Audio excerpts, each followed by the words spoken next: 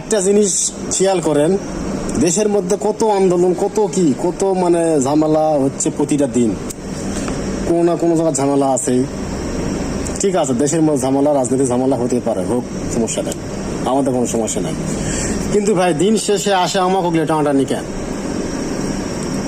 প্রবাসী ওগুলো টানাটানি, এই হচ্ছে সে হচ্ছে, প্রবাসীরা এটা করলো ওটা করলো, মোবাইল আনা পারবে না, ট্যাক্স বসাচ্ছে 60% 70%, মানে ঘুরে ফিরে আসে প্রবাসীকে উপরে আসে চাপ পড়ে।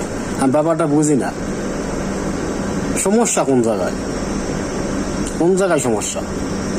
2 মাসে বেশি থাকা যাবে না, মনে হচ্ছে যে ওর বাপের টাকা আমাকে দেয়, সেই টাকাতে আমরা বাড়িতে যাই, ছুটি কাটাই, মানে বিষয়টা এরকম হয়ে গেছে। ভাই আমার নিজের টাকাতে আমি প্লেনের ভাড়া দিয়ে যাবো, কবে আসবো না আসবো সেটা ব্যক্তিগত ব্যাপার।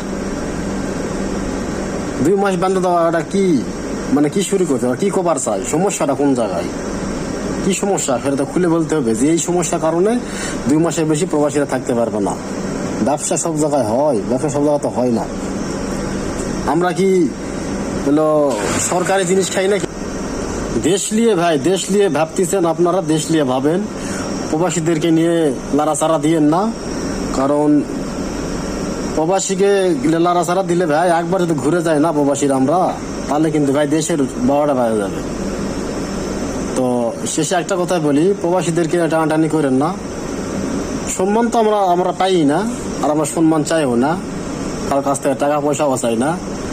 ভাই আমাকে এই যে যাওয়া আসা 2 মাস 3 মাস 4 মাস থাকা, এর মধ্যে তো বাধা দেন, তাহলে কিন্তু ভাই প্রবাসীরা মেনে নেবে না। তাহলে কিন্তু বাংলাদেশের অর্থনীতিতে বড় ধরনের একটা সমস্যা হয়ে যাবে, বড় ধরনের। কারণ রেমিটেন্স শাটডাউন করে দিলে কারো বাপের ক্ষমতা না বাংলাদেশের এমন কোনো নেতা ফেতা নাই যেটা সচল রাখবে। যদি প্রবাসীরা শাটডাউন করে, কারো বাপের ক্ষমতা নাই। কথাটা মাথায় রেখে প্রবাসীদের পিছনে লাগেন না, কারণ প্রবাসীরা দেশটার এখনো বাঁচায় রাখছে, বিদায় আপনারা আমাদের পিছনে লাগেন না, আমাদেরকে আমাদের মতো থাকতে দেন।